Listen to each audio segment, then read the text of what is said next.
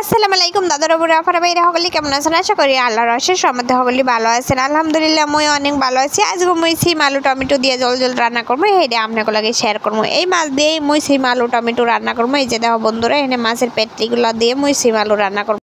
মাছের পেটলিগুলো প্রথমে মই সুন্দর করে তেলের উপর বাজিয়ে লইলাম। এখন দিয়ে বাজিয়ে মাছটা মই তুলে লইলাম। এখন দিয়ে দেবো পেঁয়াজ কুচি রসুন কুচি দিয়ে একটু ভাজা ভাজা করে এখন দিয়ে দেবো পরিমাণ মতো একটু পানি, হালকা করে একটু পানি দিয়ে দিলাম। এখন দিব হলুদের গুঁড়া মরিচের গুঁড়া স্বাদ মতো লবণ দিয়ে সুন্দর করে খুন্তি দিয়ে লাড়াই চেড়ে মশলাটা কষাই নিই। মশলাটা মই সুন্দর করে কষাই নিলাম। এখন কুটে রাখা আলুগুলো দিয়ে দিলাম। আলুগুলো ফাইলের ভিতর দিয়ে এককালে খুন্তিটা দিয়ে লাড়াই চেড়ে সুন্দর করে বেমালা কষাই লইতে হবে। এই যে দাও বন্ধুরা, আমি সুন্দর করে এককালে কষাই লইতেছি।